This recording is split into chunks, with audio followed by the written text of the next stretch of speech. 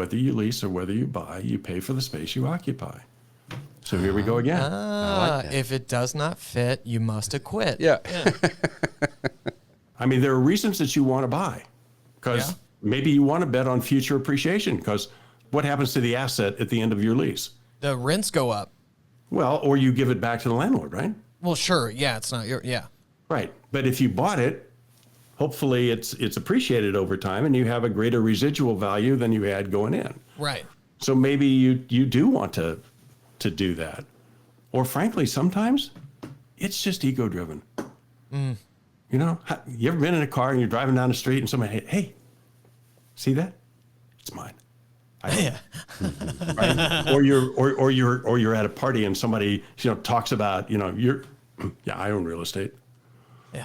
Yeah. Oh, wow, that must be really cool and glamorous, not knowing, the ins and outs and the daily property management issues that owners of real estate, Bo's like, he's got a smile on his face. I mean, he can see it now, particularly, the larger your portfolio, the more management intensive it becomes. Yeah, really, I was smiling because I was thinking about when I was early on in my career working with Dad, and all of a sudden we had property signs up with my name on it.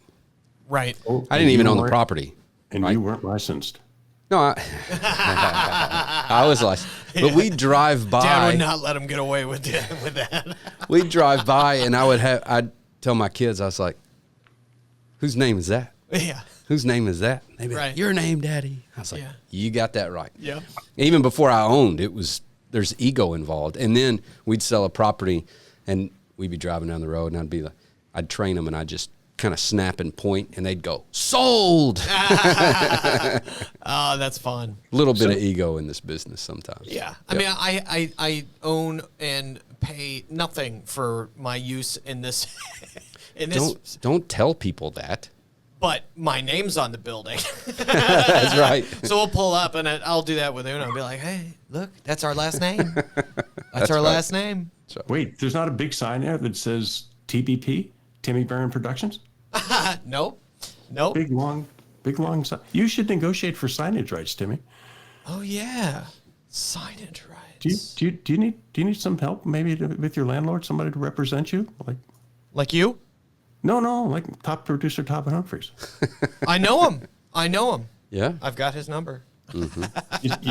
you see, a good real estate broker will bring additional value to the table, well beyond what they're paid. My dad had a manufacturing company, and on every label, he was a paint manufacturer, and on every can of paint that came out of the factory was a little tagline at the bottom that says, "It doesn't cost, it pays." Wow. But anyway, going back to this lease versus own thing, we're going to sit down, we're going to interview the client again, we're going to start all over. What are some of the reasons that you might want to buy? And what some of the reasons you might want to lease? I mean, there's greater flexibility in a lease. It's a little easier to get out of than it is to sell a building and all those other kinds of things. Mm-hmm. There's some really good tax advantages to both, because at Bo, you talked to him about depreciation on the owning side. Sure. Oh, yeah. Cost recovery. And so you can take care, and you could write off the interest on the debt, right? So you get some really good cost recovery kinds of things. And then when you sell it, you've sheltered a portion of this NOI from the exposure to federal income tax. Right. And then when you sell it, you pay it back at a lower capital gains rate, right? The cost recovery rate is going to be much lower probably than the rate at which you sheltered the NOI.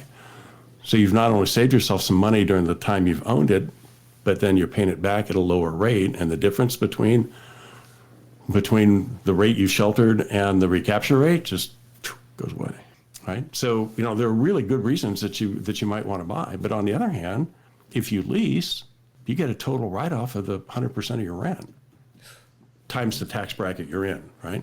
Sure.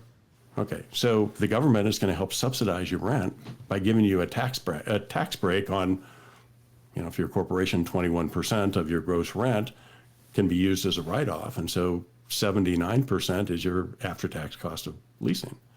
So the government is going to kind of help you do that, right? So this is where you say, oh, thank you, and then fill in whatever political affiliation you like. Yeah. Thank you, Obama. Thanks a lot, Obama. I think that was around before his time, but anyway. Yeah. It's just the funniest one to there say, are I reasons to think. want to lease or want to buy. There are reasons to do it. There are reasons not to do it. But at the end of the day, Timmy, we're going to run that cash flow model again, and we're going to discount everything back to what? Net present value. NPV, baby. That's where it's at, Yeah. right? And then we're going to set those two NPVs side by side and say, okay, today's cost to own is this. Today's cost to lease is that. Which one you want? Now, we go through a lot more in-depth analysis, but at the 30,000-foot view, that's going to be the first part of it. Yeah. And there'll be some things that, what about if the discount rate isn't right? Can we test that? And the answer is yes. We go through some tools to be able to test it. And then somebody will say, well, yeah, but, in the own alternative, you write checks for, the whole ownership period of time. And then at the end, you sell it and you get a big reimbursement for all those checks you wrote. So if you overshoot the sales projection, say 10 years from now, then your reimbursement would be too much and it artificially drives down the cost of owning, or vice versa. So question could be asked, how do you validate that sale price? Well, in CI 103, we got an app for that. We've got a tool for that. Yeah. Right? But, lease versus own, maybe you're better off to buy it and bet on that future appreciation. And if not, lease it, shift that risk to somebody else. Yeah. If I were sitting in your chair right now, I might ask Jim, if I'm a business and I make a thing, should I put part of my capital into owning a building, or would I get a better return if I put that capital into the operations of my business? Right. Yeah. So would I put that money in, like, should I put it into operations or should I invest it into the building? That's the question, and the answer varies depending upon the nuances of the deal. Sure.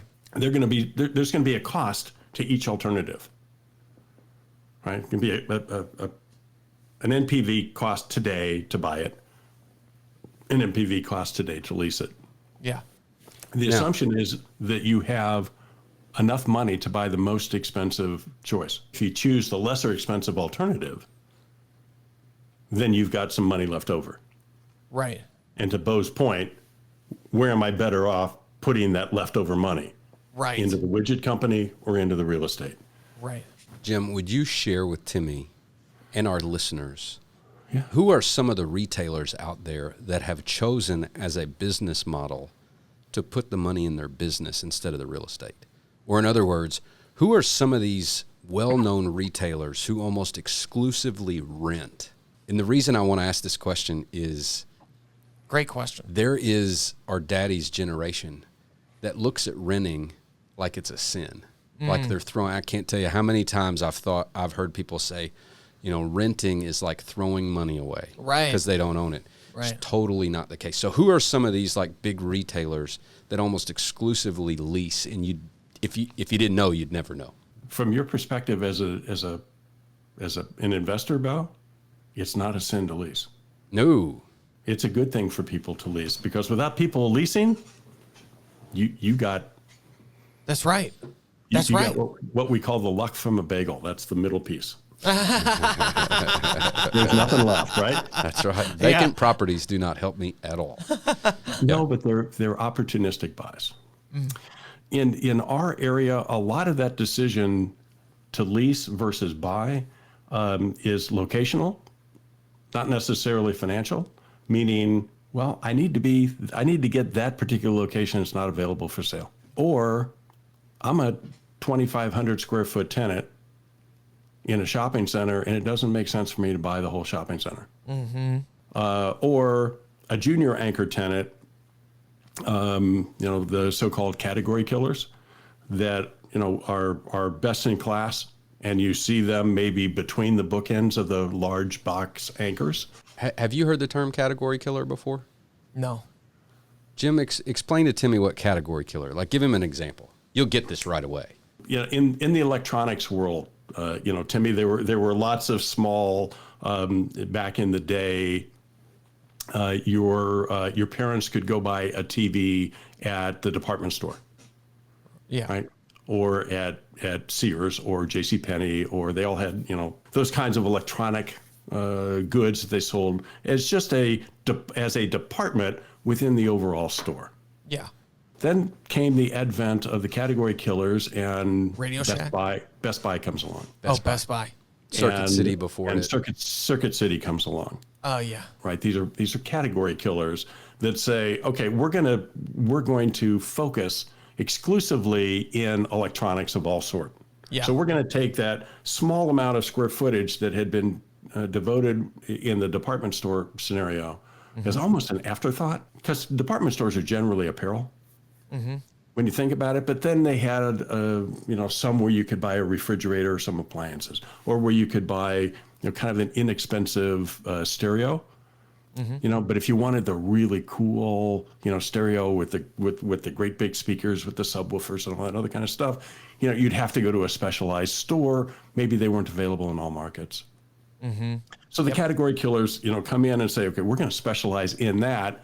And then they, with their buying power, essentially, the market seeks its own level, and their prices were a little lower, and all those smaller mom and pop radio and stores, kind of went away. Right?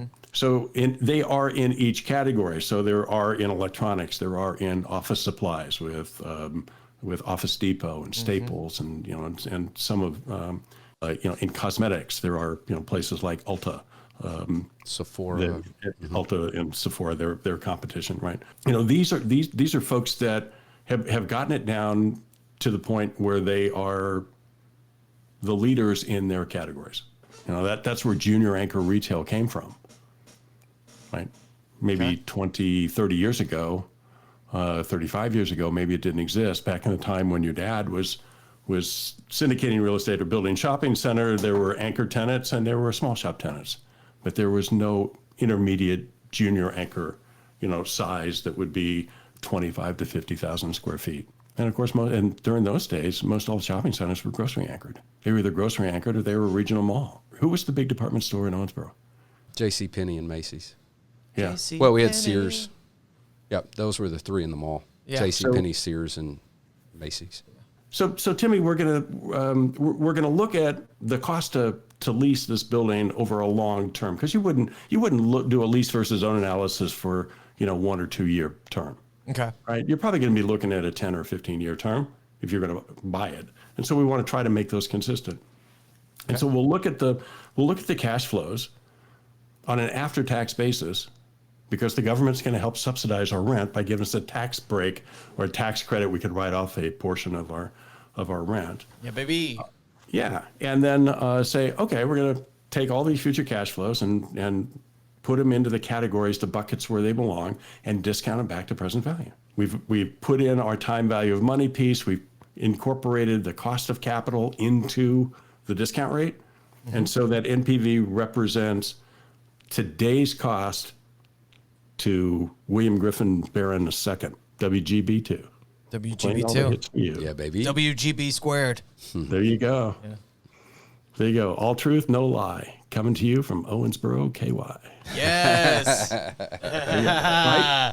Yes. So, all right. And WGB2. then we can set that one aside, and now we run that whole investment cash flows. Exactly what Bo talked to you about. Because if you're going to buy it, you're wearing both hats now. You're the user and the investor, because you've invested in the property, and you get all of the bundle of rights, and you get all of the benefits through that the IRS tax code allows you to do in terms of cost recovery, a cashless deduction, and that can be several $100,000. Thanks, Obama. Over the cost of over the life of the deal. And then of course you have to, it's a deferral, it's not a forgiveness. You do have to pay it back, but you pay it back at a lower rate and you get all that benefit. So we bake all that, it's like baking a cookie, right? You have to put in all the ingredients, because if you forget to put in the chocolate chips, you end up with a sugar cookie. You don't get you don't end up exactly with the product you want. And Right. the same thing here, right? When you're building this cash flow, you got to put in all the ingredients to get baked into the recipe. So we're going to discount all those cash flows back. And now we say, okay, it's going to cost us this much or that much. Which one do you want? But it's all about the discounted cash flow model. And it's all about, saying, okay, on the NPV, we can compare a cost against a cost. On the IRR side, we can compare the, here we go, ready for this, Timmy? Yes. The IRR, the differential cash flow, right? Because we said, well, we can afford both of them. And if we have enough money to choose the most expensive one, and we choose the lesser expensive one, we'll have money left over. So the money that's left over would be a series of cash flows. That's a T-bar. And instead of running an NPV of that T-bar, we'd simply run an IRR of that T-bar. And this time, look at it compared to the cost of capital. And that's the deployment of capital issue that Bo talked about. Am I better will I get a better return if I put it into the widget company, or better, better if it goes into the real estate? Right. Right? Because we're looking at a return on the cash flows from having chosen one alternative instead of the other. Right. It gets a little foggy when you get into this, but over the course of 4 days, we get time to kind of clarify all that stuff. Sure. I hate to interrupt, but my daughter, Maddie, who says, hi, Jim, Hey, she Maddie, wants how's to it know what time she's babysitting tonight. 6. 6. Okay. Hey, by the way, I really, and speaking of which, I'm, getting phone calls, I really enjoyed the episode when Dad got a call you got a call from your dad that said, hey, just want to let you know the UPS store is renewing for another 5 years. That's right. Yeah. I thought that was pretty cool. That put a big smile on your face. Yeah. Yeah. That was pretty cool. I got one more thing for you, and then Yep. maybe we can let you go. In this lease versus own analysis, let's say you decide it's better off to lease. So maybe at some point in time, we should take a little snapshot of what the market conditions are, because Bo tells you those market conditions ebb and flow up and down. But the obligation to pay rent is fixed in the lease document. Right. So at some point in time, maybe we should take a snapshot to compare the current market conditions to our obligations to pay rent. And that sets up kind of a pendulum that swings back and forth between the landlord side and the tenant side, because somebody's going to have some value there. Yeah. And then whether or not that value can be monetized, and we could use the difference between those two scenarios to determine maybe a lease buyout if you have to leave, or frankly, the knee-jerk reaction is the tenant has to buy out, but there are times that Bo, as a landlord, might want to buy out a tenant so that he can get a bigger block of contiguous space to make room for a bigger tenant to come in. Or maybe he wants somebody who has better credit, who's a better credit tenant, because better credit is lower risk. Lower risk is a lower cap rate, and a lower cap rate is a bigger capitalized value. So, you got to give something to get something. So maybe the landlord would say, yes, it's a cost of business.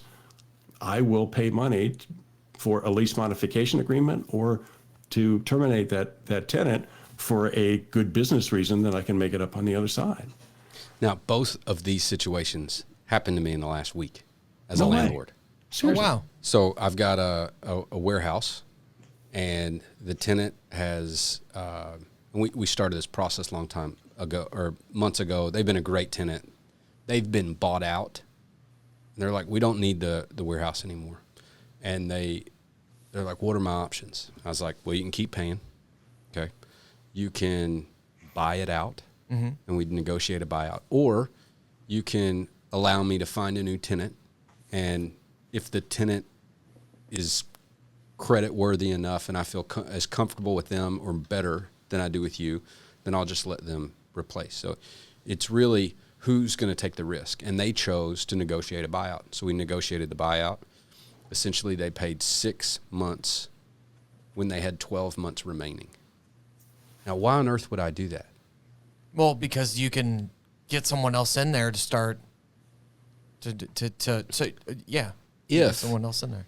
If I can get a new tenant in there to pay at least as much rent and is at least as credit worthy as the previous tenant, if I can do that faster than 6 months, I win. That's right. You're getting double for a little bit of that time. Yep.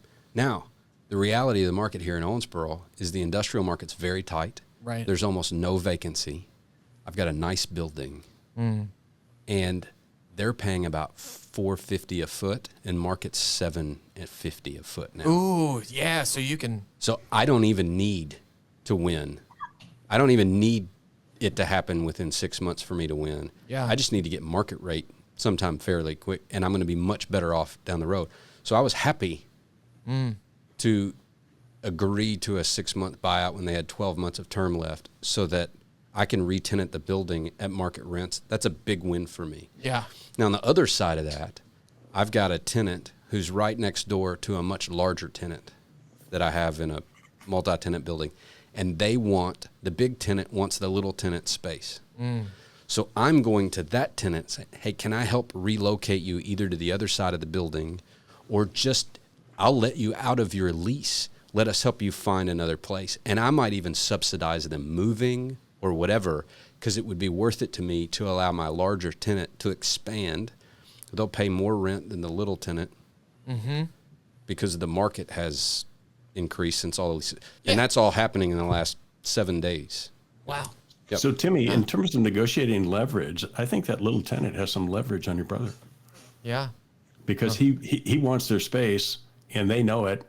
And now they could say, well, yeah, that would be great. In exchange for compensation, we'll do this. Or maybe in exchange for another option to renew, right? There are lots of things that could be on the table. And that's something that we talk about in our commercial real estate negotiations class, as well. And we call it CREN for short, CREN, CREN, commercial real estate negotiations. But it's a wonderful one day seminar. The other thing that I was thinking too is if Bo tells you, Timmy, that the market in Owensboro has virtually zero vacancy in industrial, what do you infer from that? That there is not that much industrial space. Yeah, and didn't a few weeks ago Bo says that a market needs a certain amount of vacancy to operate efficiently? Yes. Yes, he did. And at zero vacancy, it's probably not very efficient because he's probably turning away more business. That's right.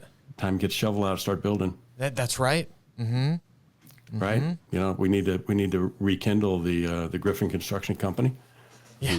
That's right. That would be wired by the Griffin Electric Company. Yeah. Griffin Electric. That's Griffin right. Electric. Yep. Bo could tell us more, but is Owensboro in that part of the cycle now where maybe we could bring in some new industrial product? The interesting thing about Owensboro, where that may not be an obvious yes, is we're heavy owner user on the industrial side, and we lack some necessary transportation linkages that make Owensboro a really solid market for industrial expansion.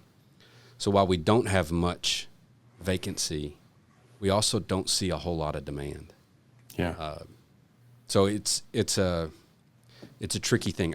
I wouldn't just be an automatic, we need more industrial space. However, there's a good chance that there is some pent-up demand, and there's just not the opportunity to capture it because we don't have the investors who are building space to lease. Most of our industrial space is owned and used by the owners. It's that owner-user space, and so it doesn't transact very often, and it's often not available to lease. So it's just a tricky market with low velocity. But I'm about to find out with my building if there's some demand for 30,000 square feet. Yeah, let's see.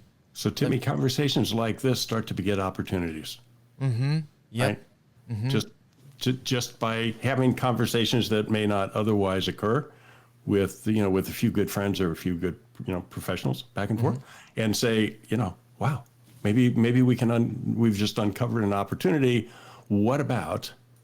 And then things the ball starts to get momentum as it rolls downhill. Yep. Yeah. So I there's one totally other see thing- the art side of this. When you mentioned art and science at the beginning of this, art and I was like, science, yeah. oh, interesting. But I so see it because it's all about interpreting the data, all about communicating it to who you're talking to from their different perspectives. And it's not all objective. A lot of it's subjective. Right. Yeah. Yeah, I don't care if it's lease or if it's lease or I don't care if it's a lesser cost to lease. I want to buy it.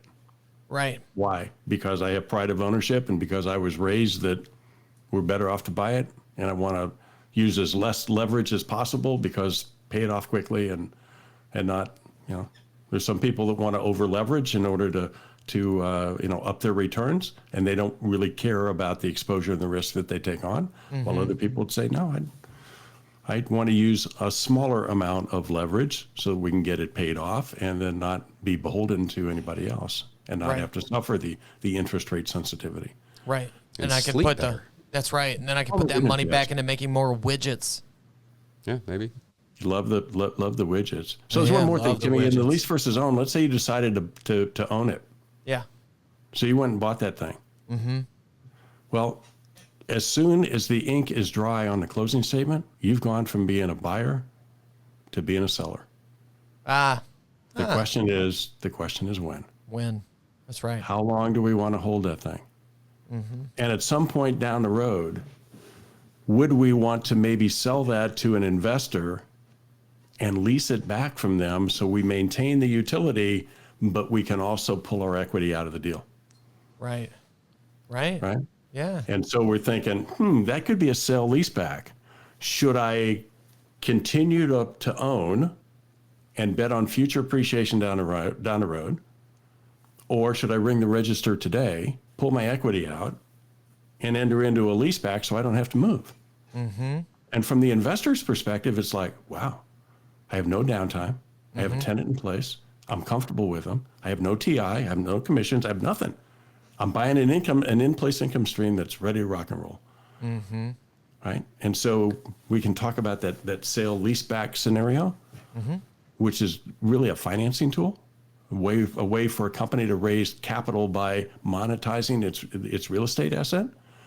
And really, with all deference to there was a company that, I don't know if I can mention their name in a public forum, but they manufactured oil filters, and their tagline was "Pay me now or pay me later." Right? What a Get great a quality tagline. oil filter for a little bit more, right? Or get a cheap filter and have to have your engine rebuilt. And when you think about it, it's really the same thing here. A sale leaseback, pay me now or pay me later. You want to ring the register today and give up all that future appreciation in the future? Mm-hmm. Or do you want to continue to own it and bet on future appreciation and ring the register later? Mm-hmm. So another user decision, and you know how you figure that out? MPV. Right? That's right. What's in this case, it's not going to be a cost, it's going to be a benefit.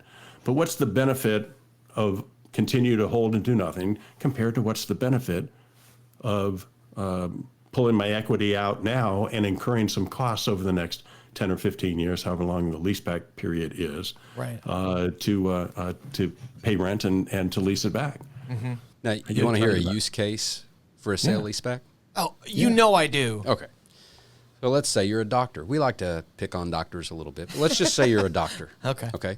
You Is own. this the guy who you can actually walk to his office, or is this the guy you have to climb up the ladder? Yeah. This would be the guy you can walk to his office Okay. because he owns the building. Okay. So imagine you're a doctor, you have a general practice. Okay. And you own the building. And so you've got the value of your practice and you got the value of your building. Mine. I'm being that doctor. Yeah, I got you. Well, relax, because this doctor's a good dude. Oh, okay. Okay. Just imagine you got the value of your practice, you got the value of your building. Now, most doctors work their entire career to build their practice and the value of that practice. But what they generally don't realize is often the value of the real estate is even worth more than the value of the practice. Even if it's not, it's still worth a lot. The medical building is generally very valuable, especially if it's got a high credit tenant in it paying the rent. But this guy owns it. And so what he'll do, generally, this is what normal looks like, is he'll get to the end of his career, generally when his kids graduate college and he stops paying for their college, and he'll be like, all right, time to retire. And so he will go and sell his practice to somebody. And so you got this young doctor comes, buys the practice, all right? Then he'll sell the building to that same guy. So by agreeing to sell the practice first, he takes his market and he shrinks it down to one person. Right. And then sells what's potentially his highest asset to that same market of one. Right. And it'll leave a lot of money on the table. Oh, Right? yeah. Now, as an alternative, let's say your kids are 10 years. Let's take me for an example. Let's say I'm the doctor. My youngest child is just finished her freshman year Of high school. And so she's got 3 years left, 4 years of college. So 7 years, and maybe me as a doctor, I retire.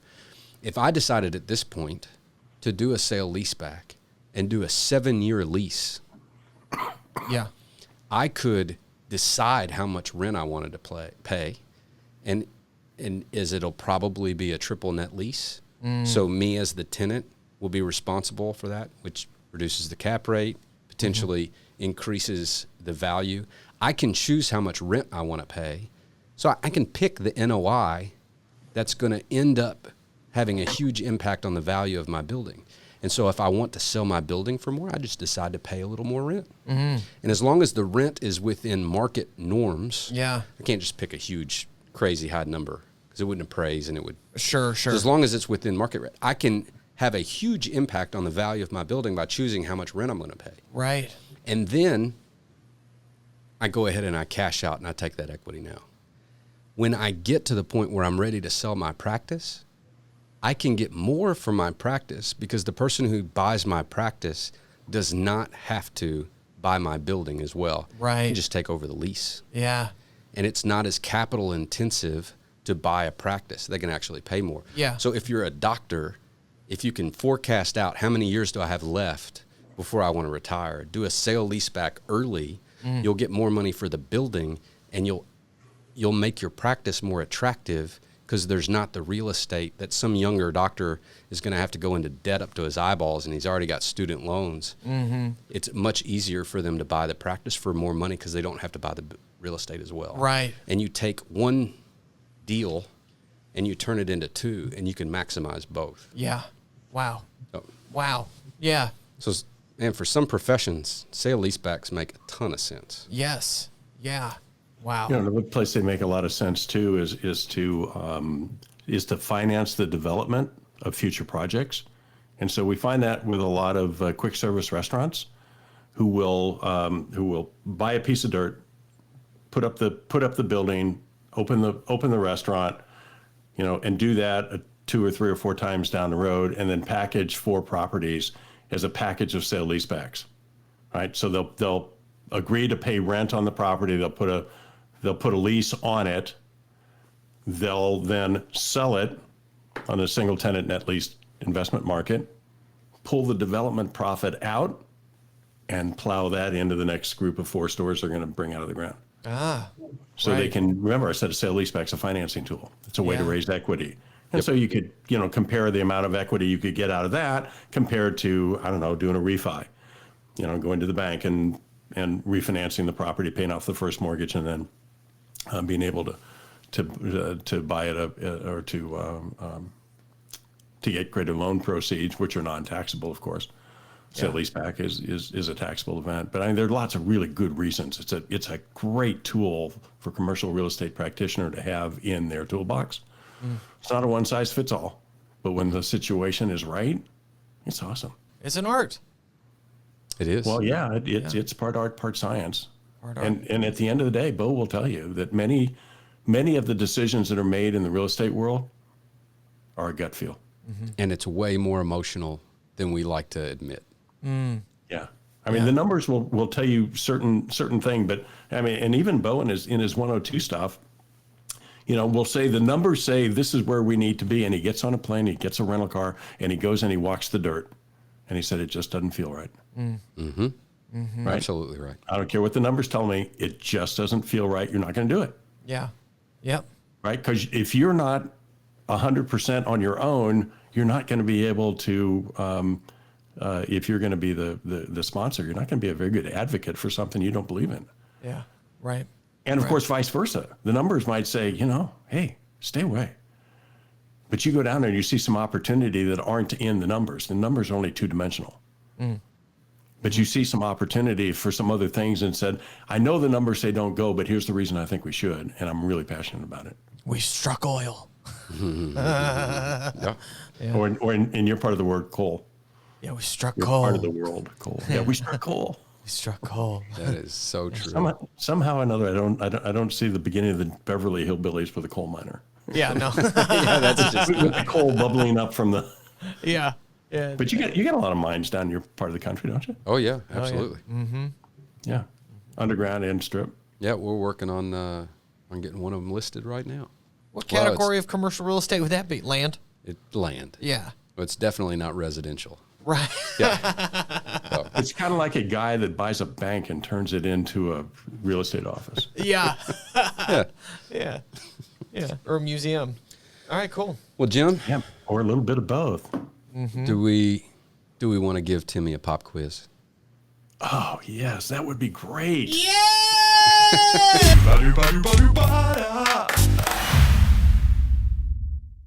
All right, well, Jim, you know the drill. You're our guest. We're going to ask Timmy 5 questions, and you get to kick us off with the first question. So, Timmy, different kinds of leases are classified by what?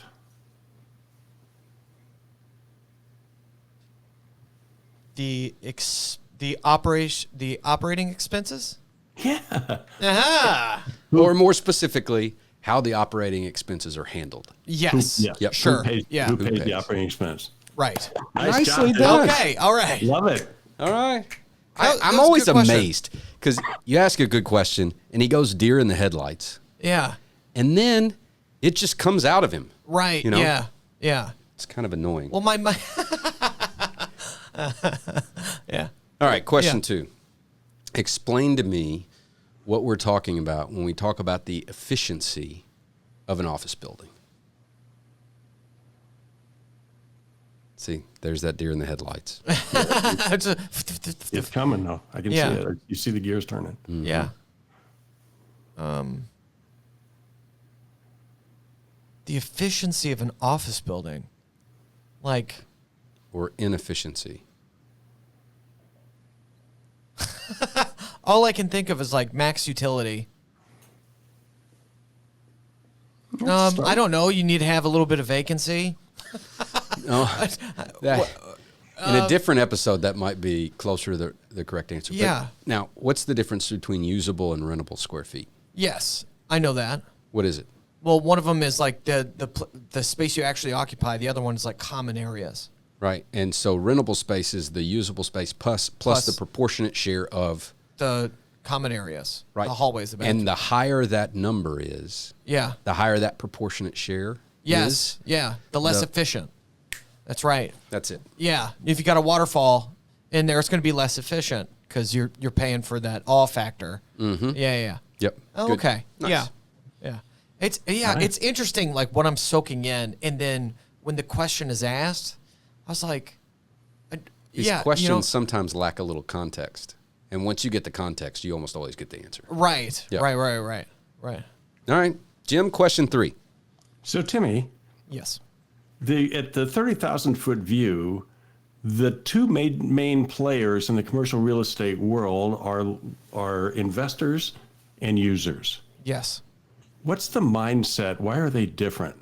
What's the objective of the investor versus the mindset or the objective of the user? The user is typically looking for max utility at a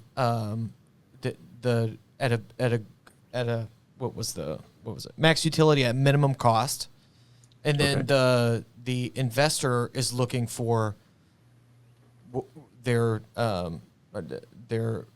the profit that they could gain from the sale later on, or the profit You might rephrase that and say maximum return on capital invested. the maximum return on capital invested. Yeah. You know what? I like that. I'll give him credit for that, Bo. I think he's onto something because he got the fact that users are interested in the utility of the space at a reasonable cost, Yeah. where the investor is just looking at how much I can earn on the capital I put in. Right. Maximum I like- return on the capital put in. Is that what was it officially? On Capital invested invested. Capital invested. Mhm. Yeah. Yep. Okay. Question 4. Name 3 extracurricular activities of Mr. Jim Rosen. Referee. Right. Well, if I understand, retired Hall of Fame referee. Retired Hall of Fame referee. Thank you. Rule interpreter. I don't know if that's the official title, but rule it is. interpreter.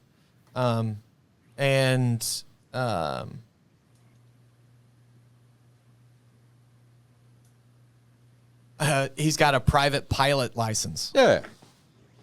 right? That's right. Yeah, absolutely. Were those Yeah. the three you were thinking of? You could There's also gotta- go there's more. with train set builder. Oh yeah, that's right. Building trains. Probably not Yeah, the you know, right way to that's- say that. Model training. That's, that's something you don't know what you don't know. Mm-hmm. But when you have grandchildren and they say, Grandpa, that would be really cool. And it's like, okay, let's give it a whirl. Yeah.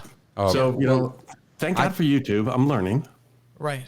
Yeah. Right? I don't So really that- like to fish, but I love to take my daughter fishing. Yeah. I mean, it's one of my favorite things, but I'll just sit there and watch her fish. Now, it looks like I'm fishing, but I'm not. I'm just sitting there watching her fish. Yeah. Yep. Yeah. Hey, All right. Timmy, for what it's worth, you might find this is cool. I had a part-time NFL job when the Rams were in town. I was the game clock operator. There were two of us. And I was one of the two game clock operators for the 4 seasons before they left. Yeah, that's very cool. Oh, yeah. Yeah. Yeah. I told you, meticulous. Yeah. Imagine the attention to detail you Yes. have to have to Oh my do that goodness. job. Oh my goodness. So when awful at that. when they come on the PA and systems, please reset the clock. What they're really saying is, hey Jim, like pay attention. Yeah. Yeah, yeah, yeah. So when the Rams left, I entered the unemployed clock operator draft, the supplemental clock operator draft. There is no such thing, but when you think of it, there are only 32 teams, and so there aren't very many clock operators. Yeah. Around.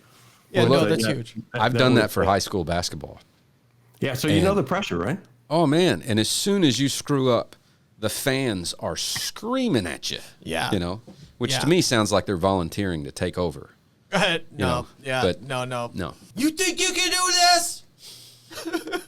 Yeah, bring it. That's fine. That's fine. All right. Jim, question 5. All right, Timmy, you ready? Yes. What's the definition of net present value? The sum total of discounted future cash flows. That's part 1. What's part 2? You net that against time present zero. Or net that, yeah, right? The expense of The time expense present. of the time for. Bo, give him a high five. I can't reach through the thing here, but give him a high five for me. Baby! With your right arm, by the way. Nicely done. Nicely Well done. done, Timmy. This was a tough one. Well, you Yeah, did It's a great. lot of information, but it was presented it was articulated just, Yes. yeah, that was really great, Jim. Well, thank you. I appreciate that. Same concept, different perspective. Yes. Just like the guys looking at the number. 69. Some see it as a 6 and some see it as a 9, but they're both correct, just depending upon their perspective. Right. So, you can really open up your creative thought process to say, okay, how else can I use these fundamental tools in order to create greater value? Again, the more I learn, or like this in particular, I see the intrigue, the fun, the creativity Oh, yeah. in this. And I think also we should have Jim back to talk negotiation, right? To get into negotiations. That'd be great. Cool. Yeah. Now, the other side of that coin is I've got to take you to one of these national meetings Yeah. so you can meet Jim and his yeah. wife, Sherry, and You need some a of these security others. guard. You need a security detail, Bo, because everybody's going to ask you about Timmy, and they'll say, "Oh, he's right there," and the whole flow will the whole flow of the room will go right to him. And I can go take a nap. Yeah. At that point, I'll see you later. Yeah. Keep me in my kennel. Oh my goodness, guys! Thank you so much for the wonderful opportunity to spend a little time with you. Oh, man, and this was great.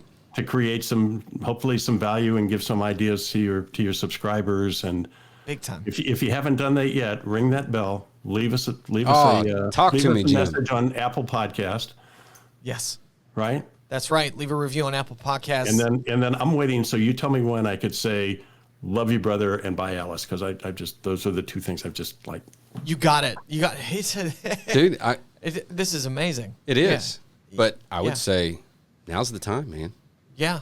Well, Go- wait. We're No. not yet. We do got a free weekly newsletter that everybody can sign up right. for. Yeah.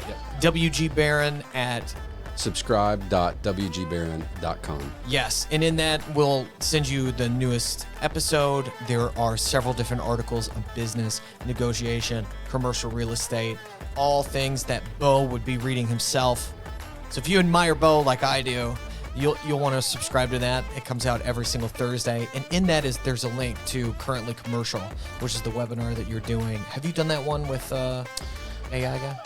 This episode will probably come out after June 26th. Yeah.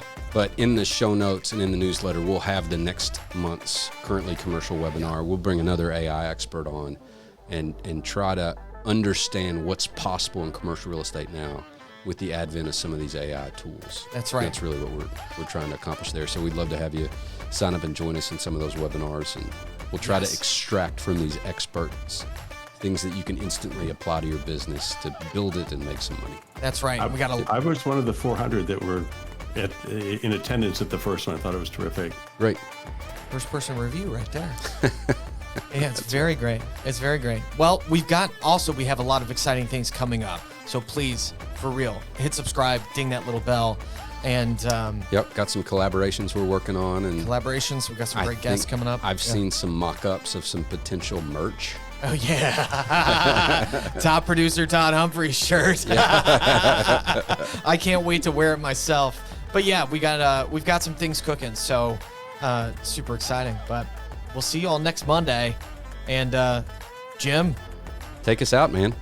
I really appreciate it, guys. Love you, brothers. love you, brother. Love you. Love you, brother. Bye, Alice. Bye. Bye. There she is. Yeah. All right. All right. Thanks, Jim. Awesome. Thanks, Jim. My pleasure, guys. I really enjoyed it. Thank you so much. This is Likewise. great. Let Yep. me know if I can return the favor. Absolutely. Yes, sir.